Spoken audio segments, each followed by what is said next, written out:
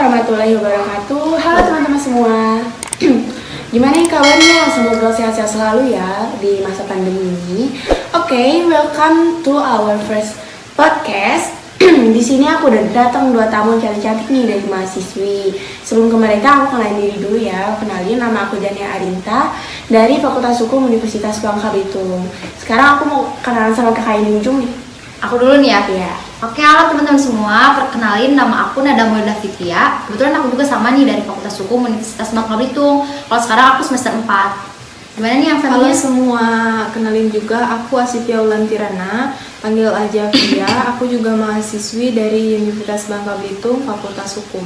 Oke, setelah perkenalan nih, kita kan sama-sama dari Fakultas Hukum nih. Tentunya hari ini yang kita bahas adalah tentang hukum dong pastinya. Oke, aku ada tema menarik nih teman-teman. Apa tuh? Itu tentang mata kuliah aku sih sebenarnya. Tapi aku menarik banget sih menurut aku, ini tentang sistem peradilan pidana. Udah pada belajar belum? Udah.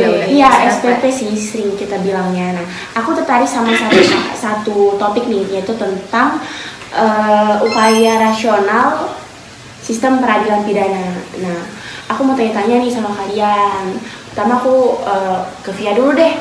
Sebenarnya upaya rasional sistem peradilan pidana itu apa sih gitu?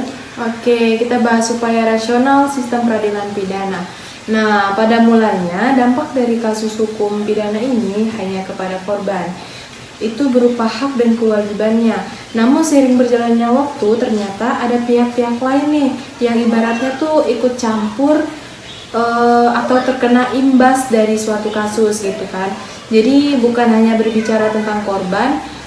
Atas dasar inilah maka pemerintah itu membentuk suatu sistem yang kita kenal dengan sistem peradilan pidana, di mana nantinya negara ini mengambil alih peranan penuntutan dari korban yang tujuannya itu untuk meminimalisir potensi pembalasan. Yang kita tahu tuh ya, manusia itu mempunyai sifat lahiriah seperti ya contohnya balas dendam. Iya, balas dendam. Biasa itu kemudian mempunyai sifat untuk bertindak sewenang-wenang atau main hakim sendiri. Nah, itulah mengapa ada upaya rasional ini. Yang diharapkan upaya ini semua masyarakat itu bisa terorganisir oleh pemerintah ya. Gitu. Menurut aku gitu. Oke, enak ya bahas sama anak hukum tuh nyambung terus, mana jawabannya singkat, padat dan jelas. Jadi aku langsung ngerti gitu. Nah, terus kita langsung lanjut. Tadi kan bahas tentang teorinya ya. Sekarang aku pengen tahu wujud dari upaya rasional itu sebenarnya gimana sih? Kita ke Kanada deh sekarang. Oke, aku nih ya. Baik, aku sekarang bagian wujudnya ya. Kalau menurut aku sendiri sih, dari apa yang aku pelajari itu wujudnya itu udah terpapang nyata gitu di depan kita tuh. Kayak misalnya tuh pendekatan pemerintah kepada masyarakat itu dari administrasinya itu bisa kita sebut itu sebagai proses pengadilan lah ya kalau sekarang itu kita kenalnya. Nah, upaya rasional dari sistem peradilan pidana di sini tuh pemerintah mengkaitkannya tuh dengan undang-undang kemudian praktek administrasinya. Nah, sikap atau tingkah laku sosial sistem ini saling berkaitan satu sama yang lainnya, bahkan nggak bisa gitu dicopotin kayak kamu sama dia gitu.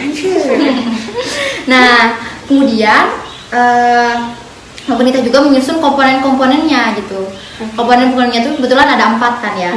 Nah, yang pertama itu ada kejaksaan, kepolisian, lembaga pemasyarakatan. Satu lagi apa sih?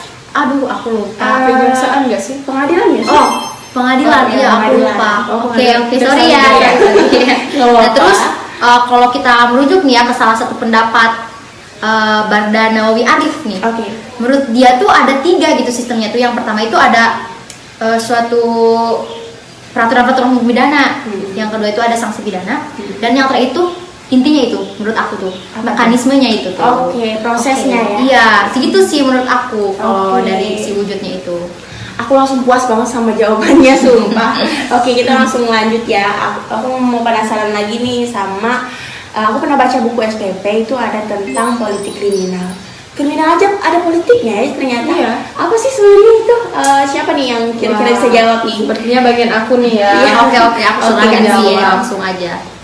Oke, kita berbicara mengenai politik kriminal. Iya. Politik kriminal inilah inti dari upaya-upaya pemerintah politik kriminal itu sebenarnya itulah kebijakannya, Oke. yaitu suatu kebijakan yang rasional guna penanggulangan kejahatan dengan tujuan akhirnya adalah keadilan dan kesejahteraan umat manusia. Nah, benar. Nah, jadi ini tidak bisa kita lepaskan dari politik kriminal ya. Intinya gitu. Terus kalau kita lihat dari sudut pandang politik kriminal, maka kebijakan hukum pidana itu sebenarnya identik dengan pengertian kebijakan penanggulangan kejahatan dengan hukum pidana. Terjadi upaya tadi itu berbentuk politik kriminal di mana inilah penanggulangan kejahatan dengan hukum pidana gitu. Kemudian penegakan hukum pidana ini juga tidak bisa kita lepaskan dari kebijakan yang dibuat oleh negara, karena kan negara ini mengambil nilai dan norma yang Dari ada pada masyarakat. Iya, benar-benar. Kemudian yang nantinya mereka mengkaji masyarakat dan akhirnya nilai tersebutlah yang mereka ubah menjadi berbentuk rezim hukum. Oke. Atau peraturan-peraturan inilah yang nantinya kembali lagi kepada masyarakat.